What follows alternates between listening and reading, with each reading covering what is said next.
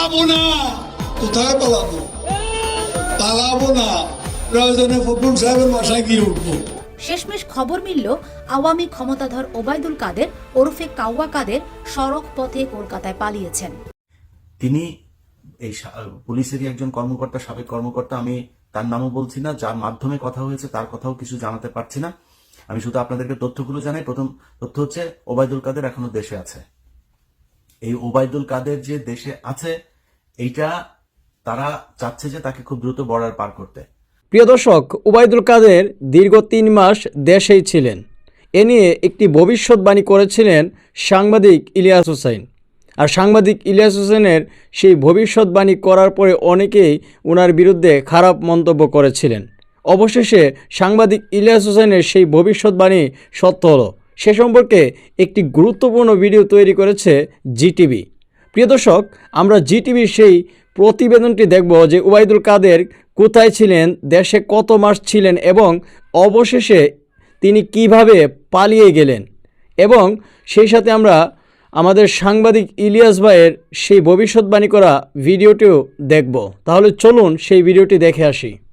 হাসিনা সরকারের পতনের পর স্বয়ং হাসিনাই দেশ থেকে পালিয়ে ভারতে আশ্রয় নিয়েছেন। তার সাঙ্গপাঙ্গরাও বিভিন্ন পথে দেশ ছেড়ে পালানোর চেষ্টা করে ধরাও পড়েছেন।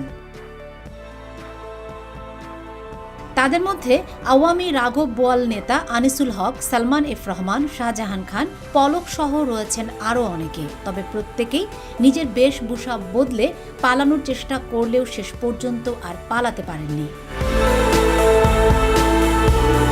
তবে এর মধ্যে সবচেয়ে আলোচিত এবং ক্ষমতাধর নেতা ওবায়দুল কাদের। হাসিনার সরকার পতনের পর এই 95 দিন তিনি কোথায় ছিলেন, এটাই ছিল সবার কাছে বড় প্রশ্ন। কারণ দাম্ভিকতার শীর্ষ পর্যায় থেকে ওবায়দুল কাদের তার দাম্ভিকতা দেখাতে কখনো পিছপা হননি। পালাবো না। কোথায় পালাবো? পালাবো না, প্রয়োজনে ফখরুল সাহেবের বাসায় গিয়ে উঠবো।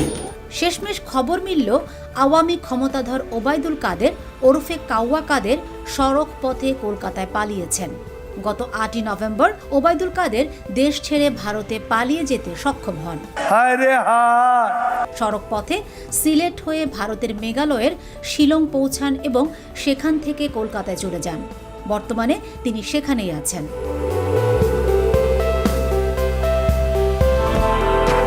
সূত্রের খবর, প্রায় 3 মাস প্রভাবশালী মহলের ছত্রছায়াতে ছিলেন ওবায়দুল কাদের। নিরাপদে এবং বেশ আরাম আয়েশে ছিলেন। সবুজ সংকেত পেয়ে তিনি দেশ ছেড়ে পালাতে সক্ষম হন। তার এই নিরাপদে দেশ ছাড়ার ক্ষেত্রে প্রতিবেশী দেশের হাত থাকতে পারে বলে গুঞ্জন রয়েছে। যদিও সূত্রের খবর, এ ব্যাপারে ভারতে থাকা দলীয় নেত্রী হাসিনার কোনো সুপারিশ ছিল না। যে ওবায়দুল কাদের বাংলাদেশেই গত 3 মাস ছিলেন, কেন তাকে গ্রেপ্তার করা হয়নি, কিভাবে পরবর্তীতে বাংলাদেশের সীমান্ত অতিক্রম করেছেন। এদিকে আন্তর্জাতিক অপরাধ ট্রাইব্যুনাল ওবায়দুল কাদের কিভাবে দেশ ছাড়লেন সে সম্পর্কে সরকারকে 15 দিনের মধ্যে ব্যাখ্যা দিতে নির্দেশ দিয়েছেন বলে জানিয়েছেন চিফ প্রসিকিউটর মোহাম্মদ তাজুল ইসলাম। যদি কেউ আদালতের নির্দেশ পাওয়ার পরেও কোনো অপরাধীকে পালাতে সাহায্য করেন, আইন অনুযায়ী কিন্তু অগ্রসর হওয়ার সুযোগ আছে। স্বরাষ্ট্র উপদেষ্টা লেফটেন্যান্ট জেনারেল অবসর জাহাঙ্গীর আলম চৌধুরী বলেছেন, ওবায়দুল কাদেরের দেশে থাকার বিষয়টি সরকার জানত না, জানলে তাকে গ্রেফতার করা হতো। আমরা যদি তার জানতাম, আমরা অবশ্যই ধরে ফেলতাম। অন্তর্বর্তী সরকারের প্রধান উপদেষ্টার প্রেস সচিব শফিকুল আলম বলেছেন, আওয়ামী লীগের সাধারণ সম্পাদক ওবায়দুল কাদের 3 মাস কোথাও লুকিয়ে থেকে দেশ ছেড়েছেন এমন কোনো প্রমাণ সরকারের হাতে নেই। সিকিউরিটি ফোর্সের লোক হোক, যেই হোক, তাদের বিচার হোক। প্রেস সচিব আরও বলেন, 5 আগস্টের পরে দেশে 3 দিন সরকার ছিল না, 1 সপ্তাহ দেশে পুলিশ ছিল না। এ পরিস্থিতিতে অনেক কিছুই হয়েছে। দেশের সাধারণ মানুষ নিজেদের নিরাপত্তা দিয়েছে, ছাত্ররা রাস্তায় ট্রাফিক নিয়ন্ত্রণ করেছেন। তবে এতটুকু বলতে পারি, এ সরকারের দৃষ্টিতে যা ধরা পড়েছে তাই করছে। তিনি এই পুলিশেরই একজন কর্মকর্তা, সাবেক কর্মকর্তা। আমি তার নামও বলছি না, যার মাধ্যমে কথা হয়েছে তার কথাও কিছু জানাতে পারছি না। আমি শুধু আপনাদেরকে তথ্যগুলো জানাই। প্রথম তথ্য হচ্ছে ওবায়দুল কাদের এখনো দেশে আছে। এই ওবায়দুল কাদের যে দেশে আছে, এইটা তারা চাচ্ছে যে তাকে খুব দ্রুত বর্ডার পার করতে। সো আমাকে যেটা জানানো হয়েছে যে আমি যেন এই কথাটা বলি যে ওবায়দুল কাদের এখনো দেশে আছে, তাকে পাঠানোর জন্য যে প্রক্রিয়া চলছে সেটা যেন বন্ধ করা হয়।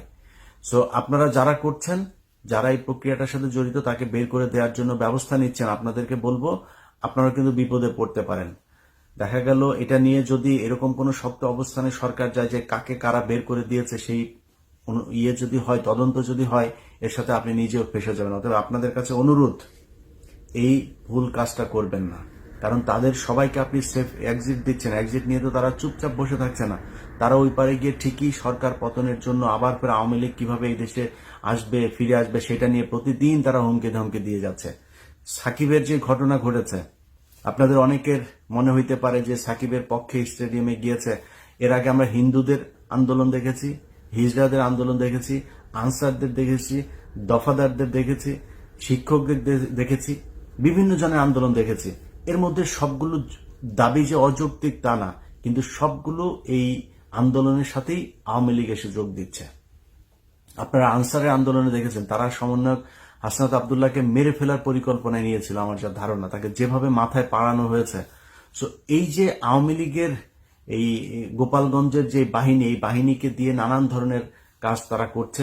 এখনো পর্যন্ত যে ব্যক্তি আমাকে তথ্য জানিয়েছেন, তার সবচাইতে রোমহর্ষক তথ্য হচ্ছে এখন যিনি ডিজিএফআই, আমি যদিও ব্যক্তিগতভাবে তার ব্যাপারে আমার চেক করার সুযোগ হয়নি, ডিজিএফআই, তিনি এই পরিকল্পনার সাথে জড়িত। তিনি নাকি আপনার আওয়ামী লীগের সাথে প্রতিদিন তিনি ভারতে তাদের সাথে যোগাযোগ রক্ষা করছেন, কিভাবে কি করা যায়, কোথায় কি করা যাবে। সো সরকারের কাছে অনুরোধ থাকলো ডিজিএফআই কে অতি সত্বর তার এই জায়গা থেকে সরিয়ে তাকে তদন্ত করা হোক যে তিনি আসলে এটার সাথে জড়িত কিনা। তার যারা আশপাশে যারা থাকে তাদেরকে জিজ্ঞাসাবাদ করেন যে তিনি তাদের সাথে কি কি কথাবার্তা বলে, 5ই আগস্টের আগে এই ডিজিএফআই কি কি কথা বলেছে ছাত্রদের ব্যাপারে, এগুলোর ব্যাপারে খোঁজখবর নেন। খোঁজখবর নিয়ে তার ব্যাপারে পদক্ষেপ নেওয়া উচিত এবং এইখানে এমন একজন মানুষকে বসানো উচিত। ডিজিএফআই এই পদটা অত্যন্ত গুরুত্বপূর্ণ। সো এখানে এমন একজনকে বসানো উচিত যিনি এই বিপ্লবকে ধারণ করেন। সাকিব আল হাসানের এই জায়গায় যাওয়ার পরে অনেকের কষ্ট লেগেছে যে সাকিব আল হাসান বাংলাদেশের এত বড় একজন প্লেয়ার। অবশ্যই সাকিব আল হাসান অত্যন্ত মেধাবী একজন প্লেয়ার এবং তার প্রতি বাংলাদেশের মানুষের যে ভালোবাসা দেখিয়েছে, সেটা সাকিব আল হাসান ডিজার্ভ করে না। সম্মানিত প্রিয় দর্শক, আমি আশা করছি আপনারা সম্পূর্ণ ভিডিওটি দেখেছেন। সম্পূর্ণ ভিডিওটি দেখার পর অবশ্যই কমেন্টে জানাবেন আপনার মূল্যবান মতামত। ওবায়দুল কাদের সাহেব দীর্ঘ 3 মাসের উপরে উনি দেশে ছিলেন, আর এ বিষয়ে আমাদের গোয়েন্দারা, আমাদের উপদেষ্টারা, অর্থাৎ ওনারা কিছুই জানেন না। আসলে ব্যাপারটা কি এরকম না। যতটুকু ধারণা করা হচ্ছে, ওবায়দুল কাদেরকে পালিয়ে যেতে সাহায্য করেছে কিছু উপদেষ্টারা। তো এভাবেই আওয়ামী লীগকে পালিয়ে যেতে সাহায্য করা হবে, আর সেদিকে বলা হবে আমরা সংস্কার করব, আমরা বিচার করব। এভাবেই আমাদেরকে ধোঁকা দেওয়া হবে, এমনটাই বর্তমান প্রেক্ষাপটে মনে হচ্ছে। প্রিয় দর্শক, অবশ্যই এ সম্পর্কে আপনার মন্তব্য কি, আমাদেরকে কমেন্টে মন্তব্যটা জানাতে ভুলবেন না। আর আপনি যদি আমাদের চ্যানেলে নতুন হয়ে থাকেন, তাহলে অবশ্যই আমাদের চ্যানেলটি সাবস্ক্রাইব করে আমাদের সাথেই থাকবেন। ধন্যবাদ।